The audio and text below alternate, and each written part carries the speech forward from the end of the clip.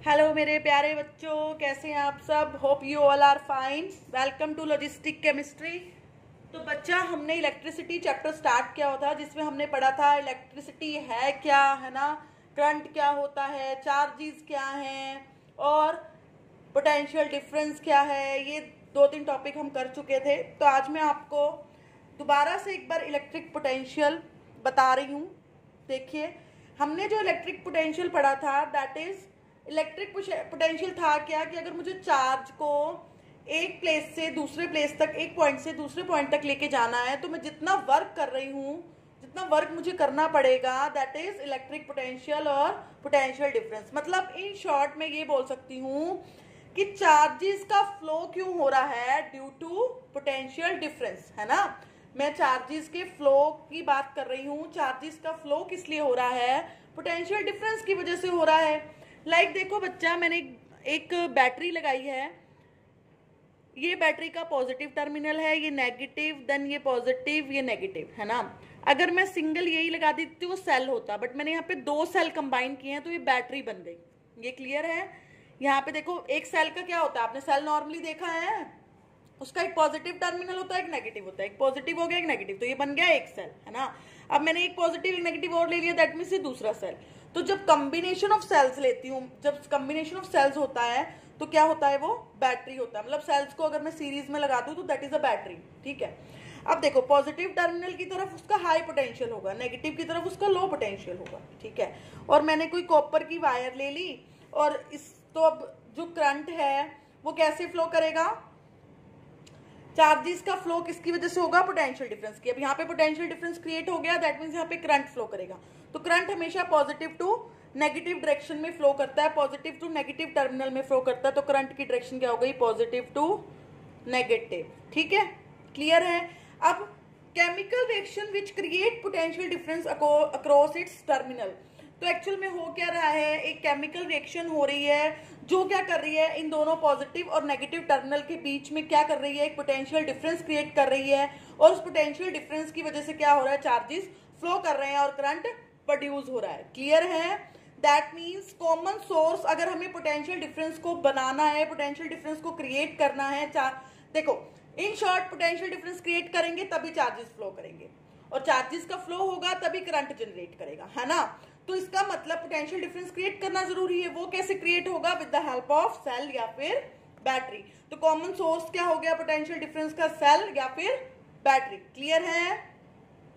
उसके बाद देखो करंट की डायरेक्शन, मैंने आपको पहले बता दिया पीछे कि जो करंट है वो पॉजिटिव टू नेगेटिव फ्लो करता है। कैसे, ये देखो अब डायरेक्शन कैसे असाइन हुई इसकी। जब इलेक्ट्रिसिटी इन्वेंट हुई थी राजे, जब, तो उस टाइम पे चार्जेस की टाइप्स हमें पता थी कि पॉजिटिव और नेगेटिव होती हैं, ठीक है। हमें जब इलेक्ट्रिसिटी को हमने, जब साइंटिस्ट ने इन्वेंट किया तो तब दो टाइप के चार्जेस थे, पॉजिटिव नेगेटिव, हमें पता है। But electron had not been discovered at the time. उस टाइम पे इलेक्ट्रॉन की डिस्कवरी नहीं हुई थी, इसलिए इलेक्ट्रिक करंट को हमने कन्वेंशनली क्या मार लिया कि जो to be the direction of electric, sorry here is a mistake, कुछ लाइन में मिस्टेक थी, सॉरी फॉर दैट। तो उस टाइम पे राजे इलेक्ट्रॉन की डिस्कवरी नहीं हुई थी, इसलिए जो पॉजिटिव चार्ज था, यहाँ पे गलत लिखा हुआ था, सॉरी, जो पॉजिटिव चार्ज की डायरेक्शन थी उसी को ही करंट की डायरेक्शन मान लिया गया, ठीक है। समझे कि नहीं। आई रिपीट, जब बच्चा इलेक्ट्रिसिटी इन्वेंट हुई उस टाइम पे हमें इतना पता था कि चार्जेस होते हैं पॉजिटिव नेगेटिव, बट इलेक्ट्रॉन्स की डिस्कवरी नहीं हुई थी, हमें नहीं पता था इलेक्ट्रॉन क्या है क्या नहीं। तो इसीलिए जो चार्ज की डायरेक्शन थी, पॉजिटिव चार्ज की डायरेक्शन, यहाँ पे मैंने लिखा है so the direction of positive charge, sorry यहाँ पे इलेक्ट्रिक करंट लिखा हुआ था तो मैंने काट के इसको सही किया है। यहाँ पे है so the direction of positive charge was taken, ठीक है। तो पॉजिटिव चार्ज की जो डायरेक्शन थी उसको ही इलेक्ट्रिक करंट की डायरेक्शन मान लिया गया कन्वेंशनली, ठीक है। तो direction of electric current is from positive terminal to the negative terminal. क्यों, क्योंकि उस टाइम पे इलेक्ट्रॉन्स, हमें पता है कि जो फ्लो ऑफ इलेक्ट्रॉन है वो ही करंट है ना।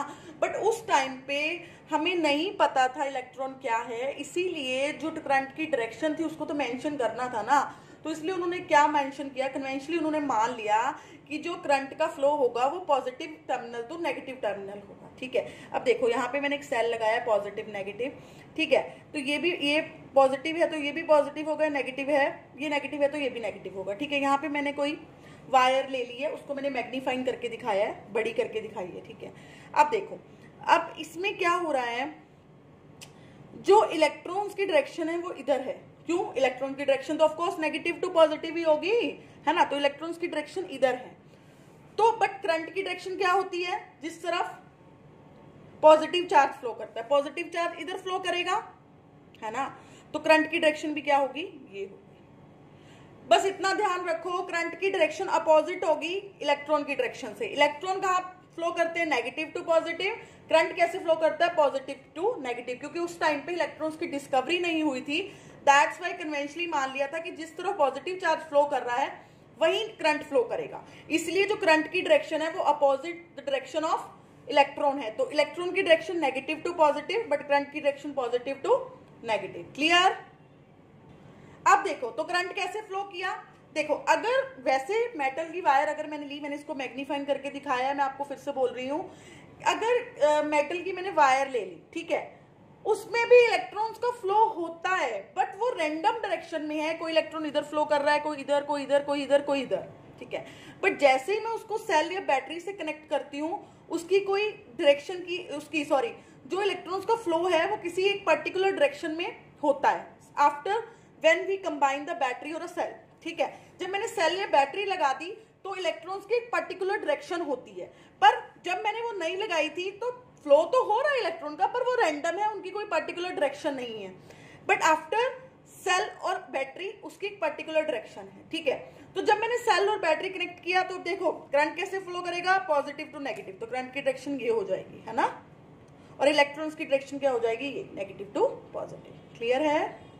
अब देखो राजे, इलेक्ट्रिक सर्किट क्या है, a cell can make electrons move. ठीक है, सेल का काम क्या है, इलेक्ट्रॉन्स को मूव कराना, पोटेंशियल डिफरेंस को क्रिएट करना ताकि इलेक्ट्रॉन्स मूव करें और करंट फ्लो करे। ठीक है, तो मतलब वहां पे कुछ ना कुछ कंडक्टिंग पाथ था, हमने सेल लगाया हुआ था, उसने पोटेंशियल डिफरेंस क्रिएट किया, तभी इलेक्ट्रॉन्स फ्लो हुए, करंट फ्लो किया, है ना।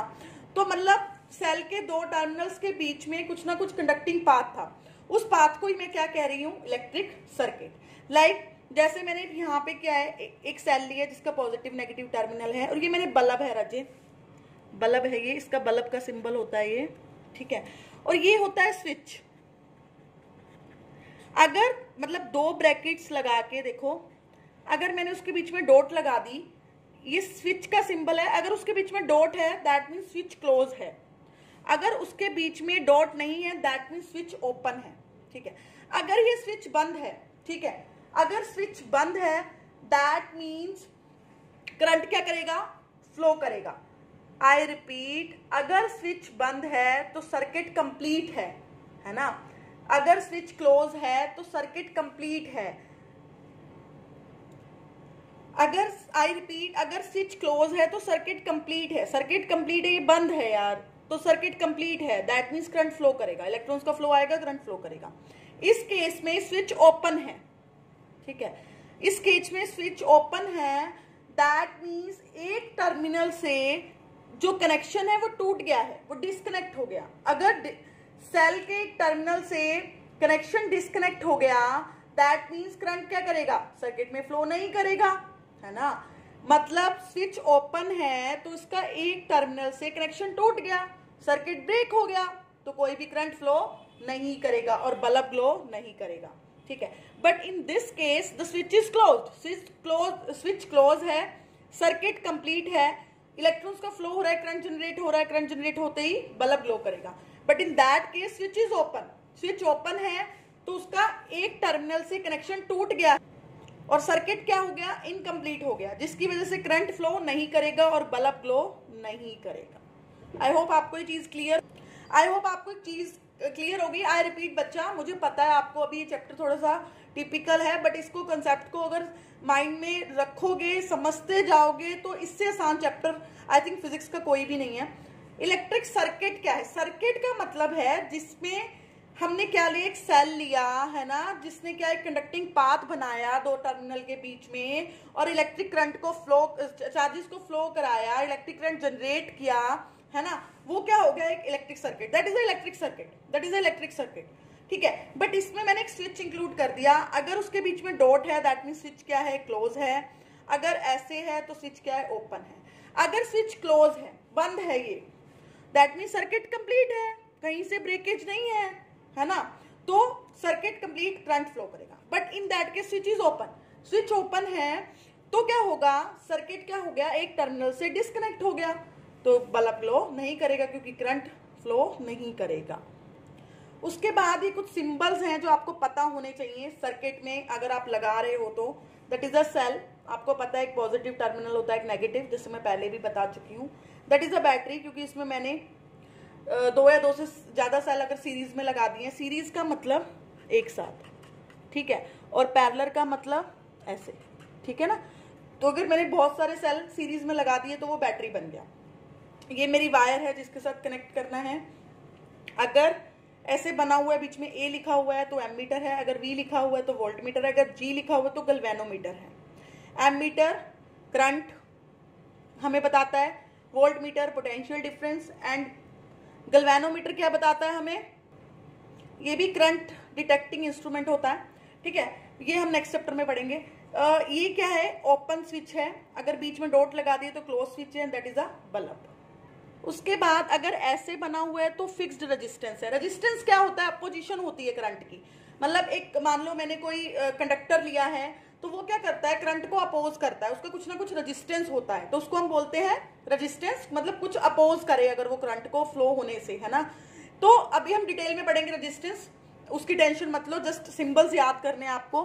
फिक्स्ड रेजिस्टेंस है तो ऐसे। अगर वेरिएबल रेजिस्टेंस है, मतलब मैं रेजिस्टेंस चेंज कर रही हूँ, रेजिस्टेंस चेंज हो रहा है, तो वो क्या है, वेरिएबल, मतलब यहाँ पे मैंने एक एरो लगाना है, या इसको मैं ऐसे भी दिखा सकती हूँ। क्लियर है। तो ये सिंबल्स तो आपको खैर लर्न करने हैं, इजी से सिंबल्स हैं। बाकी रेजिस्टेंस अभी हम डिटेल में पढ़ेंगे। Most most most most important, star लगा देती हूँ बहुत सारे, टॉपिक ऑफ दिस चैप्टर, बहुत इंपॉर्टेंट टॉपिक है, क्वेश्चन 100% आता है। अगर नहीं आएगा तो मुझे जब मर्जी जहां मर्जी बुला के पीट लेना, आई एम रेडी, ठीक है। तो Ohm's law, that is the most important topic. Ohm's law क्या है बेटा, ओम्स लॉ क्या था, ओम नाम से क्लियर है, साइंटिस्ट का नाम ओम होगा इसलिए उसने अपने नाम से लॉ दे दिया। तो इसने क्या किया था, एक रिलेशनशिप दिया था हमें करंट और पोटेंशियल डिफरेंस के बीच में, ठीक है। इस लॉ के अकॉर्डिंगली क्या था, एक कांस्टेंट टेम्परेचर पे अगर किसी कंडक्टर में से करंट फ्लो करता है तो वो किसके डायरेक्टली प्रोपोर्शनल होगा, पोटेंशियल डिफरेंस के। I repeat, at constant temperature अगर किसी कंडक्टर में से करंट फ्लो कर रहा है तो वो किसके डायरेक्टली प्रोपोर्शनल होगा, पोटेंशियल डिफरेंस के। मतलब अगर पोटेंशियल डिफरेंस बढ़ेगा तो करंट बढ़ेगा, अगर पोटेंशियल डिफरेंस घटेगा तो करंट घटेगा। You know the meaning of directly proportional ना, सबको पता है ना डायरेक्टली प्रोपोर्शनल का मतलब कि अगर एक चीज बढ़ती है तो दूसरी बढ़ती है, एक घटती है तो दूसरी घटती है। तो V अगर बढ़ेगा तो I बढ़ेगा, ठीक है। अगर एक कंडक्टर में का पोटेंशियल डिफरेंस मैं बढ़ा रही हूं तो उसका करंट बढ़ेगा, अगर उसको पोटेंशियल डिफरेंस को मैं कम कर रही हूं तो करंट कम होगा, ठीक है। अब ऑफ कोर्स हम मैथ्स में भी पढ़ते हैं, अगर हम डायरेक्टली प्रोपोर्शनल का साइन हटाते हैं तो कुछ ना कुछ क्या लगाना पड़ता है, कांस्टेंट लगाना पड़ता है। तो यहां मैंने डायरेक्टली प्रोपोर्शनल का साइन हटाने के बाद कांस्टेंट लगाया, दैट इज R, ठीक है। इस R को ही हम क्या कहते हैं, रेजिस्टेंस कंडक्टर का, ठीक है। इस R को ही हम क्या कहते हैं, रेजिस्टेंस ऑफ अ कंडक्टर। अगर मुझे इसकी वैल्यू निकालनी है तो ये नीचे ले जाऊं, V/I = R, ठीक है। अगर I निकालना है तो V/R, मतलब मेरे को अगर V = IR, ये तो ला ही कह रहा है, ठीक है। अगर उसके बाद मुझे रेजिस्टेंस और I की वैल्यू भी निकालनी है तो मैं इधर उधर करके वैल्यूज को निकाल सकती हूँ। क्लियर है, मोस्ट इंपॉर्टेंट टॉपिक है, मैं आपको बार बार कह रही हूँ। मतलब नॉर्मली पूछ भी सकते हैं what is the Ohm law, ठीक है। और न्यूमेरिकल पर्पस पे भी बहुत इंपॉर्टेंट टॉपिक है, न्यूमेरिकल बहुत आते हैं इसके, इस टॉपिक से रिलेटेड, ठीक है। तो हमने ये देख लिया रेजिस्टेंस क्या है कंडक्टर का, है ना। रेजिस्टेंस क्या है कंडक्टर का।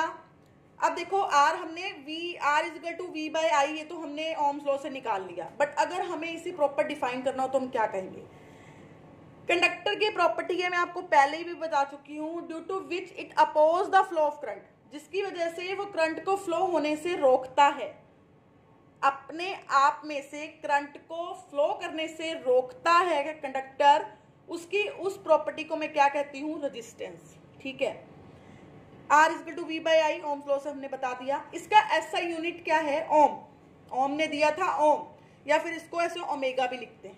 ठीक है, अगर मुझे 1 ओम की डेफिनेशन देनी है तो 1 वोल्ट अपॉन 1 आई। अगर मैं 1 वोल्ट पोटेंशियल डिफरेंस क्रिएट कर रही हूँ और 1 एम्पियर करंट जनरेट हो रहा है, दैट इज रेजिस्टेंस कितना होगा, 1 ओम। क्लियर है? देखो रेजिस्टेंस को दोबारा बताती हूँ। मान लो कोई कंडक्टर है, ठीक है, कंडक्टर में करंट का फ्लो क्या है, करंट कैसे फ्लो करता है, due to the movement of electrons, है ना। अगर उसमें फ्री इलेक्ट्रॉन्स हैं, वो मूव कर रहे हैं, उनका फ्लो जो है उससे करंट जनरेट हो रहा है। तो जब ये इलेक्ट्रॉन्स मूव करते हैं तो ये क्या करते हैं, एक दूसरे से कोलाइड करते हैं, कंडक्टर के एटम्स से कोलाइड करते हैं, उसके आयंस से कोलाइड करते हैं। ड्यू टू दिस कोलिजन क्या होता है, ड्यू टू दिस कोलिजन क्या होता है, सम अपोजिशन आ जाती है, किसमें, फ्लो ऑफ करंट में। आई रिपीट, जब कंडक्टर में करंट फ्लो करता है तो क्या होता है, मूवमेंट ऑफ इलेक्ट्रॉन्स, और जब इलेक्ट्रॉन्स मूव करते हैं तो क्या होते हैं, वो एक दूसरे से टकराते हैं, कोलिजन्स करते हैं। इन कोलिजन्स की वजह से अपोजिशन आती है, उसी अपोजिशन को मैं क्या कह रही हूँ, रेजिस्टेंस। क्लियर है? अगर नॉर्मल लैंग्वेज में आपसे कोई पूछे तो रेजिस्टेंस इज दैट, बट अगर मैथमेटिकल वे में या न्यूमेरिकल वे में आपको लिखना है तो R equal to V upon I. इसका ऐसा यूनिट क्या होता है, ओम, और एक ओम किसके इक्वल होता है, 1V अपॉन 1A। क्लियर है? चलो हम कुछ एक दो न्यूमेरिकल करते हैं इसी पे बेस। अब first numerical is potential difference between 2 point of a wire carrying 2 ampere current is 0.1V। Potential difference दे दिया 0.1V, करंट दे दिया 2 एम्पियर, रेजिस्टेंस निकालना है। तो हमें पता है V upon I is equal to R, V हमें दिया हुआ है, आई हमें दिया हुआ है, तो R निकालने में क्या महाभारत है भाई, कोई रॉकेट साइंस नहीं है ना, बिल्कुल इजी सा न्यूमेरिकल था। सेकेंड न्यूमेरिकल देखो, अ सिंपल इलेक्ट्रिक सर्किट है जिसका पोटेंशियल डिफरेंस दे दिया 24 वोल्ट, रेजिस्टेंस दे दिया 60 ओम, करंट बताना है। अगर R नेग्लिजिबल है तो R मतलब रेजिस्टेंस बहुत कम है, तो V पता है, R पता है, तो I नहीं निकाल सकते क्या, इसमें भी कोई रॉकेट साइंस नहीं थी। तो ऐसे इजी इजी न्यूमेरिकल्स हैं, आप अपने एनसीईआरटी वाले भी कीजिएगा, ठीक है, और इसकी और प्रैक्टिस करिएगा। बैक एक्सरसाइज में एनसीईआरटी में इस चैप्टर के जो ओम्स लॉ से रिगार्डिंग न्यूमेरिकल हैं, ब्लूप्रिंट क्वेश्चंस में जो ओम्स लॉ से रिगार्डिंग न्यूमेरिकल्स हैं, तो वो सब सॉल्व कीजिएगा। अगर कोई प्रॉब्लम आती है तो you can share with me in the comments, आप कमेंट्स में उसको शेयर करो, I will definitely reply it, मैं इसका ज़रूर रिप्लाई दूंगी, ठीक है। मेरी वीडियोस को अपने फ्रेंड्स के साथ शेयर करो, मैं हर वीडियो में बोलती हूँ ताकि वो भी इसका फ़ायदा उठा सके। बच्चा अभी कुछ नहीं पता, स्कूल्स कब ओपन होंगे, क्या होगा क्या नहीं, तो एटलीस्ट आपकी स्टडी सफ़र ना करे, तो आप उसको ऑनलाइन कीजिए, ऑनलाइन पढ़िए, है ना। हम फ्री ऑफ कॉस्ट पढ़ा रहे हैं, हम कुछ नहीं ले रहे हैं आपसे, तो एटलीस्ट आप इतना तो कर सकते हैं ना कि आप हमारी वीडियोज़ को शेयर करो, लाइक करो, हमें भी मोटिवेशन मिले, हम और ज़्यादा वीडियोज़ बनाएं, है ना। ओके, नेक्स्ट वीडियो में मिलते हैं, तब तक आप अपने इसके न्यूमेरिकल कवर अप करो, और हो सका तो मैं PDF एक देखती हूँ, डाल दूंगी न्यूमेरिकल्स की असाइनमेंट के तौर पे। बट आपके पास, बच्चों के पास बहुत मटेरियल होता है, एनसीईआरटी मस्ट है, एनसीईआरटी अच्छे से कर ली तो आप कहीं मार नहीं खाओगे, ये मेरी गारंटी है। तो एनसीईआरटी के न्यूमेरिकल्स, इसके regarding questions, blueprint, back exercise वाले सब कवर अप कर लो तब तक, ठीक है। Thank you so much.